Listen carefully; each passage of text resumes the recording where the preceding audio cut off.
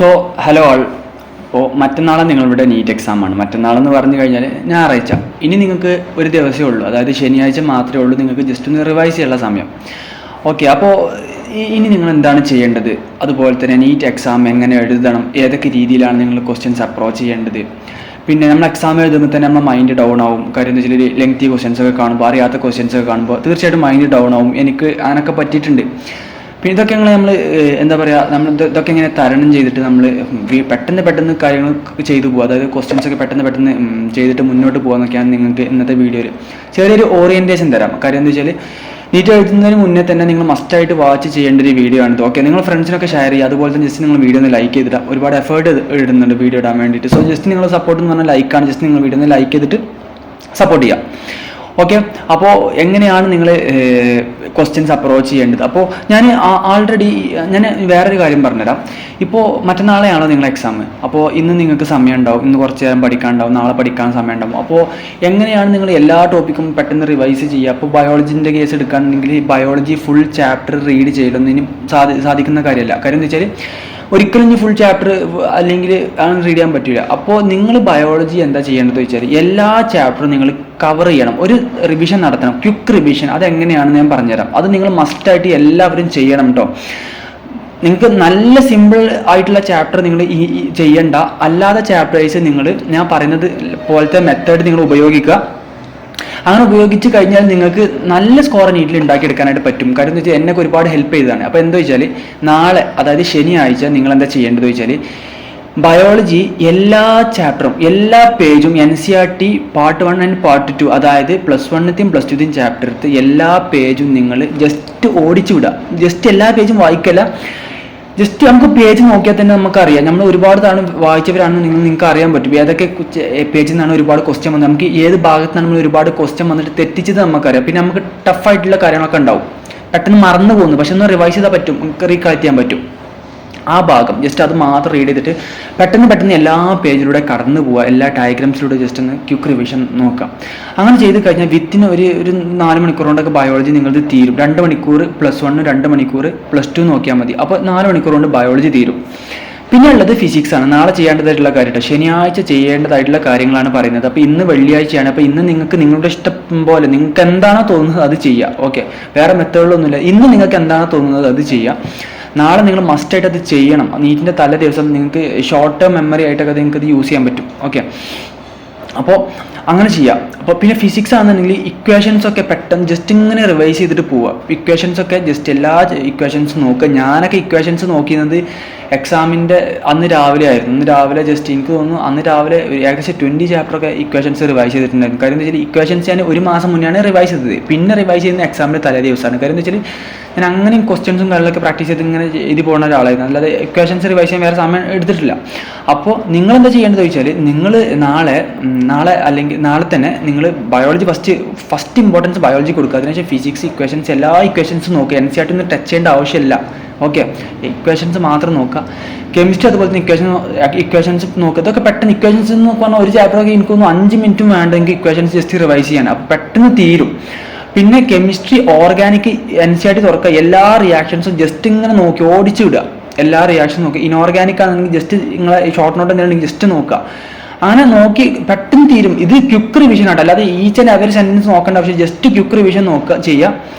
പിന്നെ ഉഷാറായിട്ട് കോൺഫിഡൻ്റ് ആയിട്ട് ഇരിക്കുക. എത്ര കോൺഫിഡൻസ് ആയിട്ട് ഇരിക്കാൻ പറഞ്ഞു കഴിഞ്ഞാൽ നമുക്കൊരു ടെൻഷനും കാര്യങ്ങളൊക്കെ ഉണ്ടാവും. അതൊക്കെ എല്ലാവർക്കും ഉള്ളത് തന്നെയാണ്. ഇപ്പോൾ എൻ്റെ ഒരു കാര്യം പറഞ്ഞുതരാം. അപ്പോൾ എനിക്ക് നല്ല ടെൻഷൻ ഉണ്ടായിരുന്നു. കാര്യം എന്താ വെച്ചാൽ നീറ്റ് എക്സാം ഒക്കെ എഴുതാൻ പോകുമ്പോൾ എനിക്ക് മര്യാദയ്ക്ക് നടക്കാൻ കഴിയുന്നില്ല. കാര്യം എന്താ വെച്ചാൽ നടക്കുമ്പോൾ തന്നെ നമ്മൾ കാല് കുഴയുന്നൊരവസ്ഥ. അത് എന്താ എനിക്കറിയില്ല. അപ്പോൾ അത്രയും ഇതിലാണ് ഞാൻ പോയിട്ടുണ്ടായിരുന്നത്. പക്ഷേ എക്സാം ഹാളിൽ ഇരുന്ന് ക്വസ്റ്റ്യൻ പേപ്പർ നമുക്ക് എന്താ വെച്ചാൽ എക്സാം ഹാളിൽ ഇരുന്ന് ക്വസ്റ്റ്യൻ പേപ്പറാണ് കയ്യിൽ കിട്ടിക്കഴിഞ്ഞാൽ പിന്നെ ക്വസ്റ്റ്യൻ പേപ്പർ കൊടുക്കുന്നത് നമുക്ക് ഓർമ്മ ഉണ്ടാവുള്ളൂ. കാരണം എന്താ വെച്ചാൽ അപ്പോൾ നമുക്ക് ഈ സമയമൊക്കെ പെട്ടെന്ന് തീരും. 3 മണിക്കൂർ 20 മിനിറ്റ് എന്നൊക്കെ പറഞ്ഞു കഴിഞ്ഞാൽ പെട്ടെന്ന് തീരും. പിന്നെ നിങ്ങൾ വേറൊരു കാര്യം ആലോചിക്കുക. ഈ എക്സാം എഴുതി കഴിഞ്ഞാൽ ക്വസ്റ്റ്യൻ പേപ്പർ എക്സാമൊക്കെ എഴുതി കഴിഞ്ഞാൽ അവർ ക്വസ്റ്റ്യൻ പേപ്പറൊക്കെ വാങ്ങി എക്സാം ഹാളിൽ നിന്ന് പുറത്തിറങ്ങുമ്പോൾ നമ്മുടെ ബോഡിയിൽ നിന്ന് എന്തൊക്കെ ഒരു ഭാരം എടുത്ത് ഒഴിവാക്കിയ പോലെ ഒരു ഫീലൊക്കെ ഉണ്ടാവും നമുക്ക്. കാര്യം എന്ന് വെച്ചാൽ അത്രയും കാര്യം എന്ന് വെച്ചാൽ 1, 2, 3 വർഷമൊക്കെ നമ്മൾ കണ്ടിന്യൂസ് ആയിട്ട് പ്രിപ്പയർ ചെയ്തിട്ട് എഴുതുന്ന ഒരു എക്സാമാണിത്.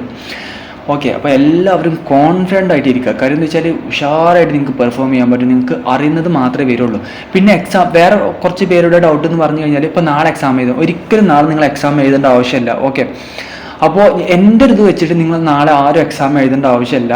കാര്യം എന്താ വെച്ചാൽ അത് മെജോറിറ്റി ഓഫ് ഇൻസ്റ്റിറ്റ്യൂഷനും ഡയറക്ടേഴ്സും ഒക്കെ പറയുന്നത് എക്സാം എഴുതരുത് എന്ന് തന്നെയാണ്. ഞാനും പറയുന്നത് അങ്ങനെ തന്നെയാണ്. എക്സാം എഴുതേണ്ട ആവശ്യമില്ല. നാളെ നിങ്ങൾ റിവിഷൻ യൂസ് ചെയ്യുക, അല്ലെങ്കിൽ നിങ്ങൾക്ക് പണി കിട്ടും. കാര്യം എന്താ വെച്ചാൽ എക്സാം എഴുതുമ്പോൾ 3 മണിക്കൂർ 20 മിനിറ്റും പോകും. പിന്നെ നമ്മളത് അനലൈസ് ചെയ്യണം. അപ്പോൾ അതിന് ഒരുപാട് സമയം പോകും. പക്ഷെ അതിന് നിങ്ങൾ നിൽക്കണ്ട.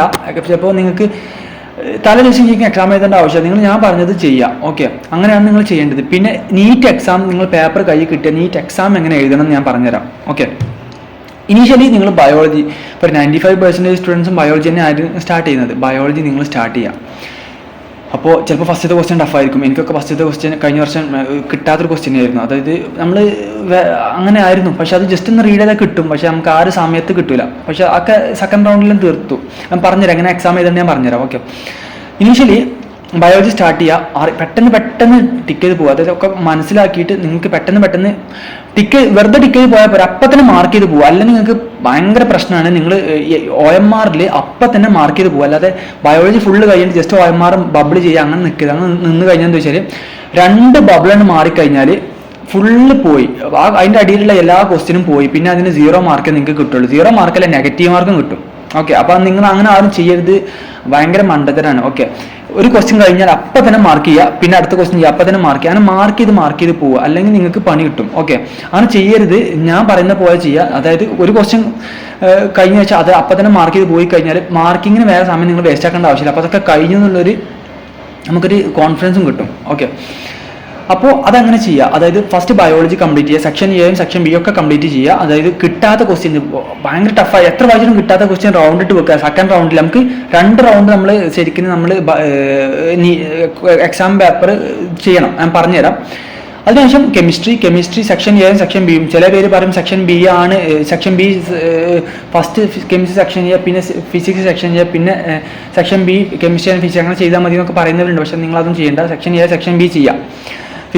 കെമിസ്ട്രി. ഓക്കെ. അങ്ങനെ ചെയ്തിട്ട് കിട്ടാത്ത ക്വസ്റ്റ്യൻസ് ഒക്കെ റൗണ്ട് ഇട്ട് വെക്കുക. ഓക്കെ. അത് അങ്ങനെ ചെയ്യുക. അല്ലാതെ ഒരുപാട് സമയം വേസ്റ്റ് ആക്കരുത്. പിന്നെ ഫിസിക്സ് ചെയ്യുക. പിന്നെ നിങ്ങൾ അടുത്ത റൗണ്ട് ശരിക്കും ഞാൻ പറയുമ്പോൾ 5 മണിയാകുമ്പോഴത്തേക്ക്, ഇപ്പോൾ 5 മണിക്കൂർ 5:20 നിങ്ങൾ എക്സാം തീരുക. എൻ്റെ ഒരു ഓർമ്മ കഴിഞ്ഞ വർഷം അങ്ങനെ ആയിരുന്നു. എൻ്റെ ഓർമ്മ അനുസരിച്ച് അങ്ങനെ തന്നെയാണ്. 5 മണിയാകുമ്പോഴത്തേക്ക് എക്സാം തീർക്കുക, ഫുൾ തീർക്കുക. പിന്നെ അടുത്ത റൗണ്ട് ഇട്ട് വെച്ചത് 20 മിനിറ്റിൻ്റെ ഉള്ളിൽ നിങ്ങൾ നടത്തുക. അതായത് പിന്നെ നമ്മൾ സ്കൂളൊക്കെ എഴുതുന്ന പോലെ ബബിളൊക്കെ സാധനം പിന്നെ നമുക്ക് നോക്കിയിട്ട് കാര്യമില്ല. അത് പിന്നെ ബബിൾ ചെയ്തു. അപ്പോൾ ബബിൾ ചെയ്യാത്ത റൗണ്ട് ഇട്ട് വെച്ച കാര്യങ്ങൾ അത് മാത്രം നോക്കുക. അത് മാത്രം 20 മിനിറ്റിനുള്ളിൽ ജസ്റ്റ് അടുത്ത റൗണ്ട് നോക്കുക. അത് ബബിൾ ചെയ്യുക. പിന്നെ ഒന്നും ചെയ്യാൻ അത്രേ ഉള്ളൂ. അത്ര ആകുമ്പോഴത്തേക്ക് നിങ്ങൾക്ക് എല്ലാ ടോപ്പിക്കും എല്ലാ ക്വസ്റ്റ്യൻസും നിങ്ങൾ കവർ ചെയ്തു. നിങ്ങൾ കോൺഫിഡൻസ് ഉണ്ടാവും. പിന്നെ മെജോറിറ്റി ഓഫ് ക്വസ്റ്റ്യൻസും അറ്റംപ്റ്റ് ചെയ്യാൻ നോക്കുക. അൺആൻസേർഡ് അങ്ങനെ ചെയ്യരുത്. അതായത് 75% അറിയുന്നതൊക്കെ നിങ്ങൾ ബബിൾ ചെയ്യുക. എന്ന് വെച്ചാൽ അറിയുന്നത് മാത്രം അങ്ങനെയല്ല. നമ്മൾ 75% അറിയുന്നതൊക്കെ ഇടണം. കാരണം എന്താ വെച്ചാൽ ഒരു 10 ക്വസ്റ്റ്യൻ നമുക്ക് 75% അറിയാം. നമ്മൾ ആ 10 ക്വസ്റ്റ്യൻ ഇട്ടില്ലെങ്കിൽ നമുക്ക് 10 ക്വസ്റ്റ്യൻ്റെ മാർക്ക് 40 മാർക്ക് പോകും. പക്ഷേ ഇപ്പോൾ 10 ക്വസ്റ്റ്യനിൽ നമുക്ക് നമ്മൾ ഇട്ട് കഴിഞ്ഞാൽ ഒരു 3 4 തെറ്റി കഴിഞ്ഞാൽ 5 ക്വസ്റ്റ്യൻ്റെ മാർക്ക് അല്ലെങ്കിൽ 6 ക്വസ്റ്റ്യൻ്റെ മാർക്ക് നമുക്ക് കിട്ടും. ഓക്കെ. അപ്പോൾ അത് നമുക്ക് പ്ലസ് പോയിന്റ് ആണ്. അതൊക്കെ നിങ്ങൾ യൂസ് ചെയ്യുക. അപ്പോൾ ഇങ്ങനെയൊക്കെയാണ് നിങ്ങൾ എക്സാം എഴുതേണ്ടത്. ഇപ്പോൾ എക്സാം ഹാളിൽ പിന്നെ നിങ്ങൾക്ക് ടീച്ചേഴ്സ് അതിൻ്റെ ഇടയിലൂടെ സൈൻ ഇടാൻ വരും. അതൊക്കെ സമയം പോകും.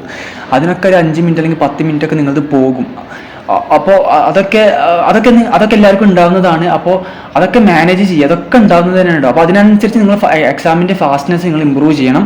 ഇതൊക്കെ ഞാൻ ഫേസ് ചെയ്ത കാര്യങ്ങളാണ്. അപ്പോൾ ഇതൊക്കെ നിങ്ങൾക്ക് ഉണ്ടാകാൻ പോകുന്ന കാര്യങ്ങളാണ്. പിന്നെ കറക്റ്റ് ടൈമിൽ എക്സാം ഹാളിൽ എത്തുക. കറക്റ്റ് ടൈമിൽ എക്സാം ഹാളിൽ എത്തണം. കാര്യം എന്താ വെച്ചാൽ നമ്മളെ ഭാഗത്തു നിന്നൊരു പ്രശ്നമില്ലാതിരിക്കുക. അപ്പോൾ അതായത് കറക്റ്റ് ടൈമിൽ എക്സാം ഹാളിൽ എത്തുക.